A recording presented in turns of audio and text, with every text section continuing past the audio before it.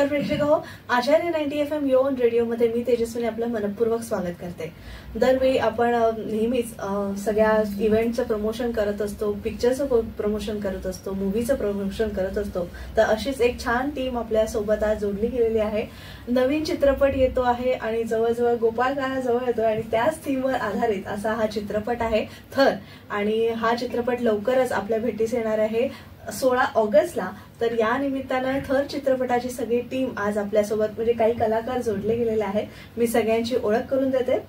थर या चित्रपटाचे लेखक दिग्दर्शक श्रुत अमित मोहिते सर आपल्यासोबत आहेत. सर नमस्कार. यानंतर निर्माते आणि कलाकार विलास चव्हाण सर आपल्यासोबत आहेत. सर नमस्कार. नमस्कार. आणि निर्मिती प्रमुख तसंच कलाकार आणि माझे फार जवळचे मित्र रंगराव घागरे सर आपल्यासोबत आहेत. सर आरजी नमस्कार. नमस्कार. या सगळ्यांची ओळख म्हणजे त्या क्षेत्रात बरीच वर्ष ही सगळी मंडळी कार्यरत आहेत आणि प्रत्येकाने नवीन पिढीला घडवण्याचं काम केलेलं आहे, नवीन कलाकारांना संधी देण्याचं काम केलेलं आहे. आणि या सगळ्या कलाकारांना घेऊन एक मोठ बांधून एक नवीन चित्रपट करण्याचं सगळ्यांनी ठरवलेलं आहे. आणि सगळं शूट मला वाटतं संपन्न झालेलं आहे आणि आता प्रकाशनाकडे म्हणजे त्याच्याकडे आपण वळतोय, रिलीजकडे. तर आधी हा चित्रपट लिहिला होता उमेश पवार सरांनी आणि आता थोडं कोविड नंतर ह्या सगळ्या चित्रपटाचे लेखक आणि दिग्दर्शक अमित मोहिते यांनी काम पाहिलेलं आहे. तर नेमकं हा थरचा चित्रपटाचा विषय काय आहे त्याविषयी मला तुमच्याकडनं जाणून घ्यायचं. सगळ्यात पहिलं आम्हाला इथे बोलवलं आचार्य 90 FM मध्ये, त्याबद्दल खूप खूप धन्यवाद. हा, थँक्यू. थर हा इटसेल्फ म्हणजे दहंडीचा विषय आहे. आतापर्यंत दहंडीवरती खूप सारे चित्रपट झालेले आहेत आणि आई त्याच पद्धतीचा एक आहे. फक्त त्याच्यात खोल जाण्यासाठी मी आव्हान करेन की तुम्ही थिएटरला येऊन बघावं, कारण विषयही तसाच आहे जो आम्ही आता आम्हाला डिस्क्लोज नाही करायचा आहे. फक्त दहंडी हा विषय आहे आणि सामाजिक विषय आहे. नक्कीच. आणि कसं म्हणजे कलाकारांची निवड अर्थात आरजीने केली आहे. तर सर तुम्हाला विचारेन की कलाकार कशी म्हणजे कास्टिंग जे आपण म्हणतो, कारण चित्रपटाला कास्टिंग पासून सुरुवात होते, त्या भूमिका त्या कलाकाराकडे गेल्या तर त्या चित्रपटाचं सोनं होतं. आणि ते कलाकार निवडण्यात म्हणजे आणि त्यांना घडवण्यात तुमचा मुलाचा सहभाग आहे. तर त्याविषयी सर तुम्ही थोडंसं सांगा. मला विचारलं. हा, कोणीही सांगा. दोघांनी सांगा. हा, तुम्ही बोला. नमस्कार. प्रथम मी स्वामी स्पर्श फिल्म्सच्या वतीने आपलं मनपूर्वक धन्यवाद मानतो की आम्हाला आचार्य 90 FM वरती आपण बोलवलं, त्याबद्दल खूप खूप धन्यवाद. हा थर चित्रपट ज्यावेळी आमचे मित्र विलासजी चव्हाण यांनी करण्याचं ठरवलं तेव्हा चित्रपटाचं काय आहे, सगळ्या गोष्टीचं नाटक करता येतं, फक्त पैशाचं नाटक करता येत नाही. तरी देखील त्यांच्या एक मनात होतं की थर हा चित्रपट बनवायचा आहे. त्याची कथा खूप छान होती, उमेशजी पवार यांनी लिहिलेली. आणि मग फिल्मला सुरुवात करताना मग कलाकार हवेत. तर कलाकार हा चित्रपट बराचसा नवी मुंबईत केल्यामुळे जवळपासचे नवी मुंबईतील जवळजवळ 70% कलाकार नवी मुंबईतील आहेत, जे स्टेजवरती ज्यांनी बऱ्यापैकी काम केले. बाकीचे मुंबई आणि उपनगरात. तर कलाकारची ज्यावेळी निवड करत असताना बरेचसे मित्र त्यांचेही आहेत, माझेही आहेत, तुमचेही आहेत. त्यामुळं कलाकाराची कसे ही कौटुंबिक कथा असल्यामुळे ज्या कलाकाराला जे शोभत होतं ते त्यांच्या वाट्याला आलं आणि त्यांनी प्रत्येकाने ज्या ज्या कलाकारांना भूमिका दिली आहे ती प्रत्येकाने त्यांच्या पद्धतीने खूप छान पद्धतीने दिग्दर्शक साहेबांनी करून घेतलेली आहे. आणि फिल्मचे ज्यावेळी शूट चालू असताना कोविडचा काळ आला आणि त्याच्यामध्ये उमेशजी पवार यांचं दुःखद निधन झालं आणि त्यानंतर मग अर्धवट राहिलेली फिल्म कोणी घेत नाही मुळात. आणि आमचं नशीब खूप चांगलं होतं विलासजींचं किंवा आमच्या टीमचं की अमितजी मोहिते सरांसारखे एक दिग्गज व्यक्तिमत्व आम्हाला लाभलं. आणि त्यांना खरंच धन्यवाद मानतो मी की कारण अर्धवट राहिलेली फिल्म कोणी घेत नाही मुळात. आणि त्यांनी ते त्यांचं मोठं मन दाखवून त्यांना कथा आवडली आणि या निर्मात्यांनी जे काही एवढं परिश्रम करून ही फिल्म तिथपर्यंत पूर्ण करण्याचा प्रयत्न केला होता तर ते कुठेतरी पूर्ण होऊन लोकांच्यापर्यंत तो विषय पोहोचला पाहिजे. विषय खूप चांगला असल्यामुळे अमितजींनी त्यांना सहकार्य केलं. फिल्म पूर्णपणे तयार झाली आणि आता 16 ऑगस्टला ती तुमच्या भेटीस येते. विलासजी काय सांगाल तुमचं चित्रपटाबद्दलचं मत? ह्या विषयाचा जो विषय म्हणजे हा विषयच आहे मुळात थरचा, हा आजपर्यंत कोणी या विषयाला हात घातलेला नाहीये. आणि तो जरी आपल्यात सगळ्यांच्यात असला तरी कोणी बोलायला मागत नाहीये. आज दहीहंडी यावरती विषयावरती हिंदी घ्या, मराठी घ्या, चित्रपट सृष्टीमध्ये बरीच चित्रपट आलेली आहेत, बरीचशी गाणी गाजलेली आहेत. आज आपण नाही म्हटलं तरी 25-30 वर्ष पाठी जरी गेलो तरी दहीहंडीवरती गाणी आहेत आणि ती गाजलेली आहेत. आजही ती आपण मोठ्या आनंदाने हौशेने ती ऐकतो. पण त्याच्यावरती कोणी विचार करण्यासारखा चित्रपट कोणीच बनवलेला नाहीये. आणि तो प्रयत्न करूया किंवा ती जेव्हा कथा ऐकली त्यानंतर याही प्रकारे आपण दहीहंडीवरती विचार करू शकतो किंवा विचार करायला पाहिजे. आणि म्हणून तुम्हाला वेगळा विषय वाटला आणि ते करावंसं वाटलं आणि मी त्या थरची आम्ही सुरुवात केली. कलाकार कोण कोण आहेत आणि कसं तुम्ही त्यांची निवड केली? कलाकार आपल्या नाट्य सृष्टीतले आहेत, चित्रपट सृष्टीतले आहेत, खूप म्हणजे जुन्या आणि अनुभवी कलाकारांची तशी यादी आहे. त्यात पूनम विनेकर मॅडम आहेत ज्यांनी मध्यवर्ती भूमिका केलेली आहे. RJ रंगरावजी स्वतः आहेत. त्यानंतर भक्तिप्रधान मॅडम आहेत. नंतर आपले प्रमोद सुर्वे जे आहेत. आणि बरीच अशी जी नाट्य क्षेत्रातली वगैरे जी चांगले कलाकार आहेत ते आपल्या थरमध्ये तुम्हाला नक्कीच चांगली भूमिका करताना दिसणार आहेत. परत मी अमित सर तुमच्याकडे वळते, कारण दिग्दर्शकाचं जे आव्हान असतं, कारण सगळ्या कलाकारांकडनं ती भूमिका करून घेणं आणि एक आरजीने जसं सांगितलं की अशा सामाजिक विषयाचे चित्रपट सहसा कोणी करायला पाहत नाही किंवा त्याला पाठबळ पुरेसं द्यायला पाहत नाही. आणि असं असताना देखील तुम्ही लेखक आणि दिग्दर्शक या दोन्ही भूमिका बजावलेल्या आहेत. तर तुमचा अनुभव कसा होता?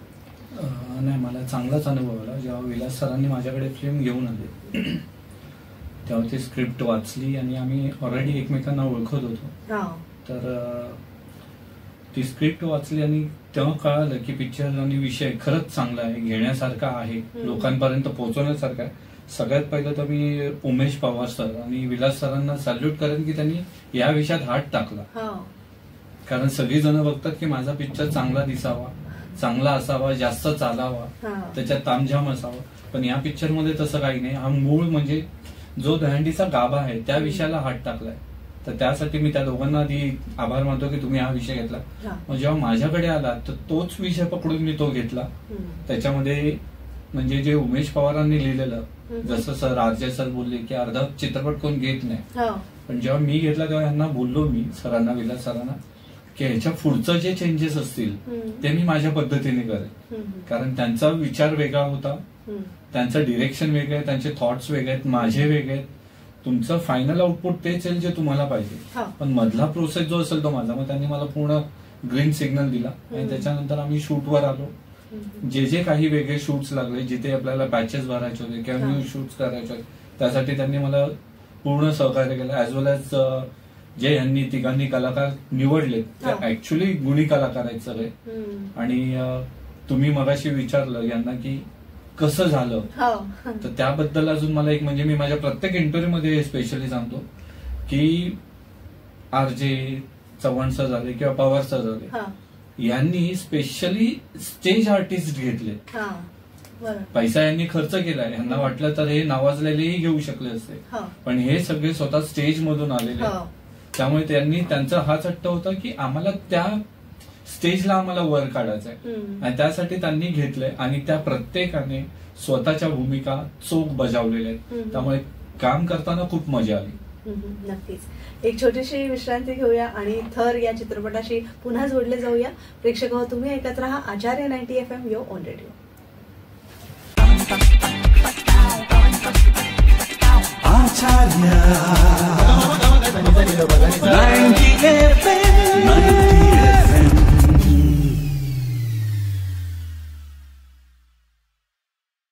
त्यानंतर तुम्हा सगळ्यांचं पुन्हा एकदा स्वागत. तुम्ही ऐकत आहात आचार्य 90 FM यो ऑन रेडिओ आणि आज आपण थर चित्रपटातील सगळ्या कलाकारांशी, निर्मात्यांशी, दिग्दर्शकांशी संवाद साधतोय. सर, विलास सर, मी परत तुमच्याकडे येते. मला जाणून घ्यायचंय कुठल्याही त्यातूनही मराठी चित्रपटाला निर्माता म्हणून खंबीरपणे उभं राहणं, ह्याचे निर्मात्याचे काय चॅलेंजेस होते, या दृष्टीने तुम्हाला प्रश्न विचारायचा. खूप चॅलेंजिंग आहे. म्हणजे खरं तर खूप महत्वाचा प्रश्न आहे. मराठीला आपण किती म्हटलं आणि किती अभिमान वगैरे सगळं जरी काही म्हटलं ना आपण, तरी मराठीला ऑडियन्स नाही येत. ही शोकांतिका आहे. आपण खूप दर्जेदार चित्रपट जरी आणले तरी बघायला ऑडियन्स आपला थिएटरपर्यंत जात नाहीये. जायला तर हवा. आम्ही कायम आव्हान करत असतो की कलाकृती ही तुम्ही चित्रपटगृहात जाऊनच बघा, आणि मी या निमित्ताने पुन्हा थर हा चित्रपटगृहातच जाऊन बघा असं मी सांगेन, आणि ते खरं तर केलं पाहिजे. पण नाही आहे. म्हणजे त्यामुळे ते जे कॅल्क्युलेशन आहे कुठेतरी फायनान्सचं किंवा आर्थिक जी सगळी आपली बांधणी आहे ती थोडी अवघड जाते.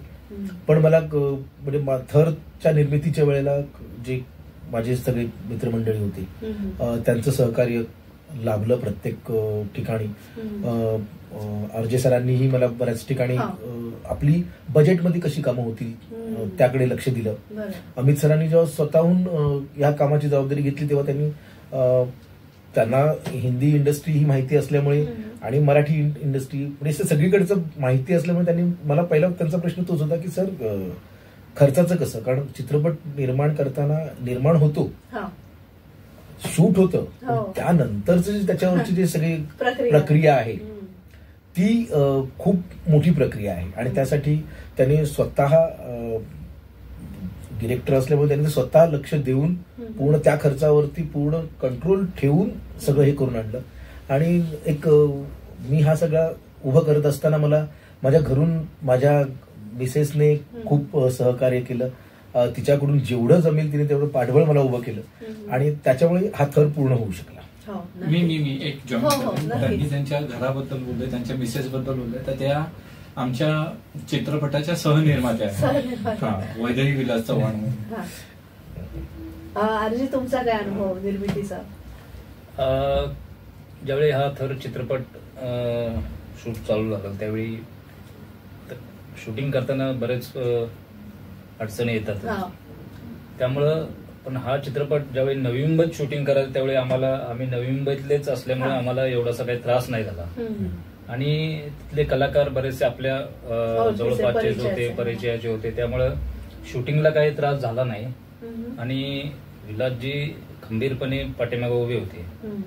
ज्यावेळी निर्माता एखादा बिनधास्त असतो त्यावेळी कलाकार असोत किंवा दिग्दर्शक असोत ते त्यांच्या पद्धतीने व्यवस्थित काम करतात. त्यामुळं नवी मुंबईतील शूटिंग करताना आम्हाला कुठेही त्रास झाला नाही. ज्या म्हणजे हॉस्पिटल असो किंवा शाळा असो व्यवस्थित म्हणजे, आणि आमच्या कलाकारांनी सहकार्य केलं त्यामुळं काही अडचणी आल्या नाहीत. तरी पण आपल्याकडे आता सध्या OTT प्लॅटफॉर्म्स आलेले आहेत, बरेचसे वेब सिरीज होतात, शॉर्ट फिल्म्स होतात, तरी सुद्धा हा चित्रपट करावासा म्हणजे काय विजन होते त्यामध्ये?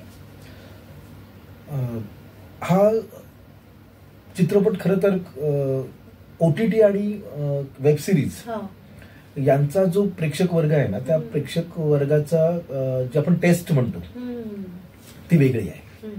आणि हा चित्रपट फक्त एक डॉक्युमेंटरी न राहता हा चित्रपट पुढपर्यंत जावा आणि ह्याची समाजाने सुद्धा आणि सरकारने सुद्धा दखल घ्यावी असं त्या विषयातलं गांभीर्य आहे. आणि तो आम्ही आमच्या पद्धतीने पूर्ण केलेला आणि म्हणून हा चित्रपट करण्याचं आम्ही ठरवलं. आता महत्वाचा प्रश्न म्हणजे मार्केटिंग स्ट्रॅटेजीज त्या तुम्ही काय वापरल्या त्याविषयी थोडंसं जाणून घ्यायचं. म्हणजे आम्ही म्हणजे आता प्रत्येक पिक्चर आला की त्याचं म्युझिक लॉन्च होतं, मग तो पिक्चरचं टीजर लॉन्च होतं आणि सगळा चित्रपट प्रेक्षकांना एक प्रीमियर शो आपण करतो सगळ्या कलाकारांना देऊन, आणि त्याचं अगदी खेड्यापाड्यापासून शहरापर्यंत प्रत्येक मॉलमध्ये किंवा कुठेही कॉलेजेसमध्ये जाऊन आपण त्याचं प्रमोशन करतो. तर तसे मार्केटिंगचे फंडे तुम्ही थर चित्रपटासाठी काय वापरले हे विचारायचं.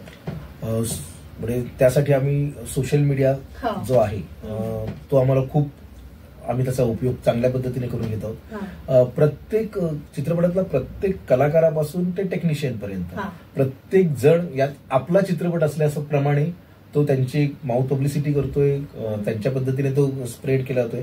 आज जर नवी मुंबईत जिथे आहात पूर्ण चित्रपट तयार झालेला आहे तिथे तर अक्षरशः प्रेक्षक म्हणजे लोक वाट बघतात की हा कधी रिलीज होतोय म्हणून, किंवा आम्हाला यायचंच आहे, कधी येतोय, आम्ही बघणार आहोत. आणि वेगवेगळ्या प्रकारे आम्ही सगळ्या म्हणजे छोटे मोठे म्हणजे जसं तुम्ही म्हटलं तसं आम्ही ह्याचं ट्रेलर लॉन्च झालेलं आहे, पोस्टर लॉन्च झालेलं आहे. ट्रेलर लॉन्च जेव्हा आम्ही केलं तेव्हा आपल्या चित्रपट महामंडळाचे अध्यक्ष मेघराज राजेसाहेब भोसले सुद्धा आले होते.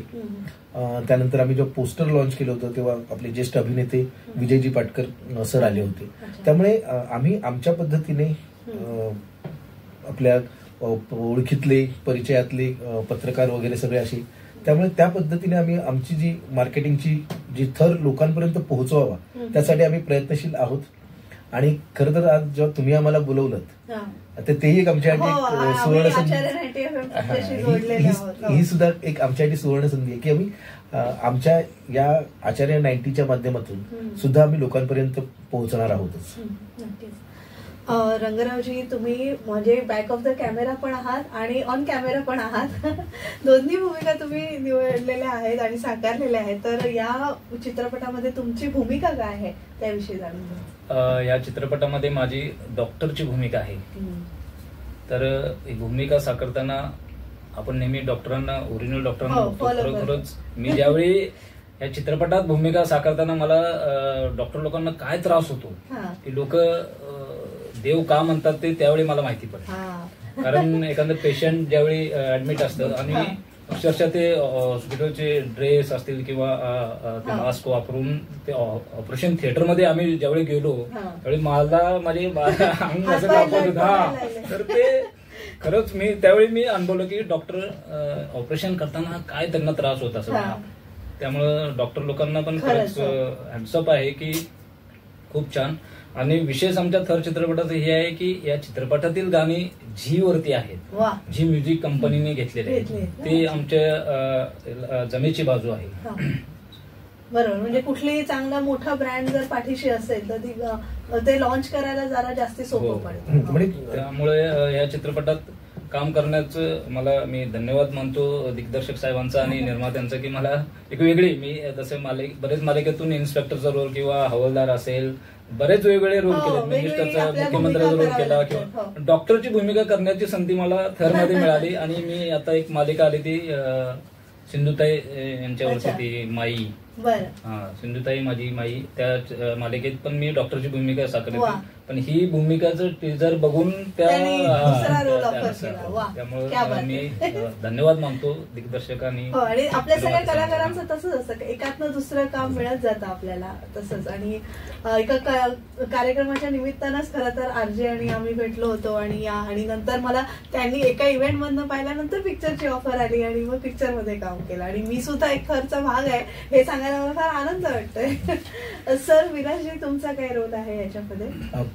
या थरमध्ये माझी मध्यवर्ती भूमिका आहे. म्हणजे मी मध्यवर्ती म्हटल्यानंतर थरची पूर्ण जी कथा आहे ती माझ्या भोवती आहे. आणि खरंच मला थरमध्ये काम करताना एक वेगळा अनुभव आला. म्हणजे निर्माता म्हणून तर आहेच, पण एक कलाकार म्हणून काम करत असताना सुद्धा बरंच काही शिकायला मिळालं. आणि भूमिकेपेक्षाही भूमिका तर आपण करतोच, पण त्याही नंतर जेव्हा अमित सरांबरोबर जेव्हा प्रत्येक वेळेला पुढे काम करत गेलो तेव्हा निर्माता म्हणून जे काही आहे, ज्या काही गोष्टी केल्या पाहिजेत, आपण कोणत्या गोष्टी टाळाव्यात आणि काय शिकावं, त्याचा बरंच मला फायदा आला सरांबरोबर काम करत असताना. आणि त्यातूनच जेव्हा आमचं थरचं जेव्हा म्युझिक आम्ही जेव्हा तयार केलं तेव्हा त्या म्युझिकवरती सुद्धा म्हणजे म्युझिक डायरेक्टर समीर चव्हाण यांनी आहेत, ते कर्जतचे आहेत, ते सुद्धा नवीनच आहेत. त्यांनी सुद्धा एक दहीहंडीचं गाणं आपण एक पारंपरिक पद्धतीने आजपर्यंत ऐकलं असेल, पण थर मधलं दहीहंडीचं जे गाणं आहे ते नक्कीच वेगळं आहे. त्या गाण्याची जी अरेंजिंग आहे ती एक वेगळ्या स्वरूपातली आहे. आणि ते सगळं अमित सरांचं एक विजन होतं की आपण सण उत्सव आपले आहेतच, पण त्यांना आपण थोडंसं वेगळ्या रूपात आणूया. आणि त्याप्रमाणे मग समीर चव्हाणांनी त्या गाण्यावरती म्युझिकचं काम केलं, रोहन कदम त्यांनी त्याचं अरेंजिंग केलं आणि जसराज सरांनी ते गाणं गायलेलं आहे. त्यामुळे ते गाणं नक्कीच तुम्ही ऐकून बघा. ते गाणं खरंच खूप चांगलं आहे. एकूण 2 गाणी आहेत चित्रपटामध्ये. एक आपल्या महाराष्ट्राचे आराध्य दैवत खंडेरायावरती आहे. ते गाणं सुद्धा जसराज सरांच्या आवाजातच आहे. दोन्ही गाण्यांची जी एक मेकिंग आहे ती वेगळी आहे. ऐकणे शब्द चांगले आहेत आणि एकदम आपण बघितल्यानंतर एक वेगळं पण नक्कीच जाणवतं त्या. त्यामुळे ह्या अशा बऱ्याचशा गोष्टी अमित सरांनी करून घेतलेल्या आहेत थरमध्ये. नक्कीच. परत एक छोटीशी विश्रांती घेऊया आणि थर चित्रपटाबद्दल अधिक जाणून घेऊया विलास चव्हाण सर, अमित मोहिते सर आणि रंगराव घागरे सर यांच्याकडून. तुम्ही ऐकत राहा आचार्य 90 FM या ऑन रेडिओ.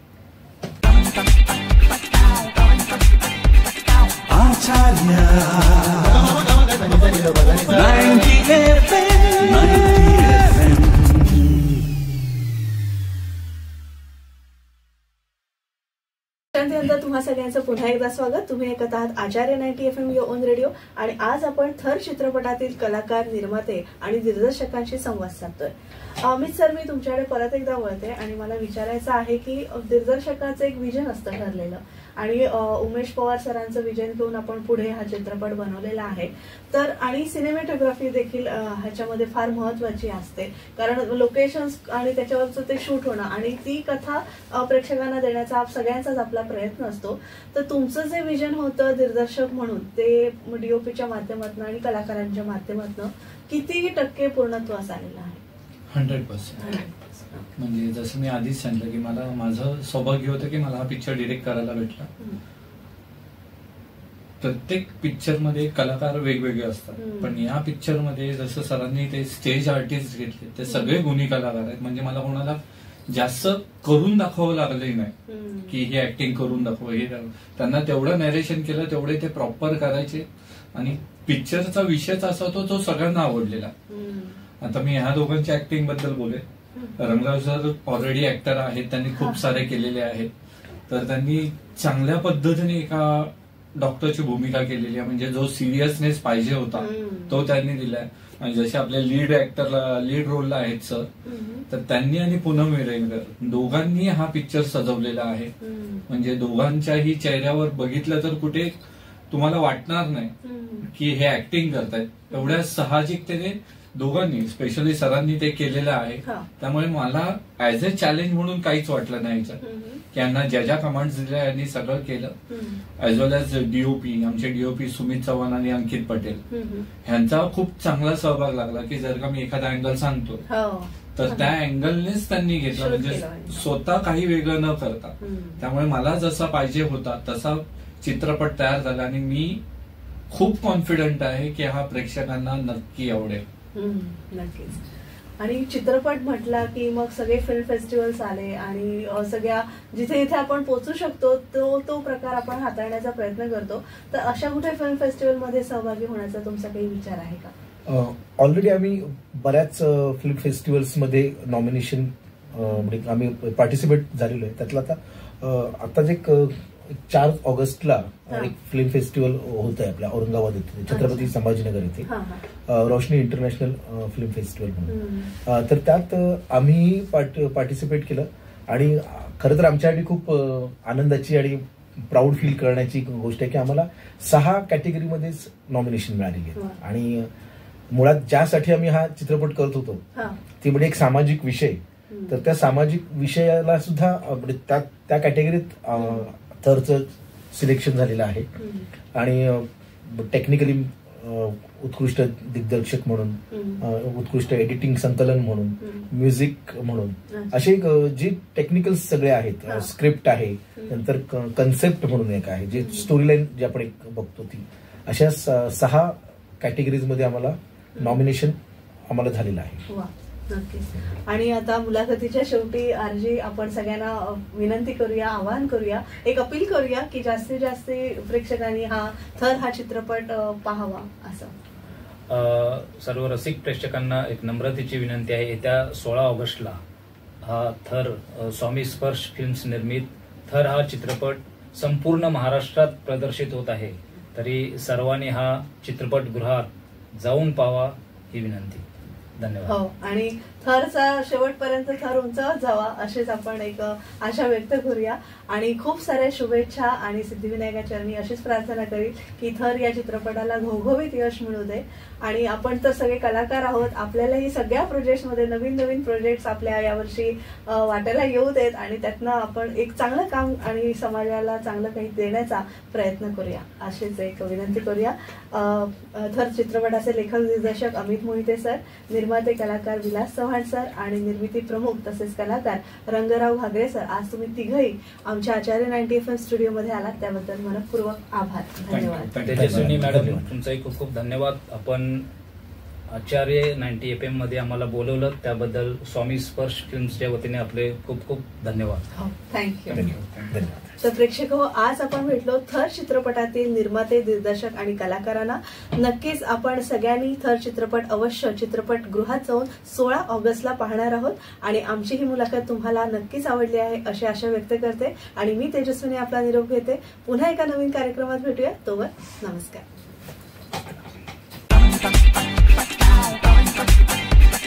आचार्य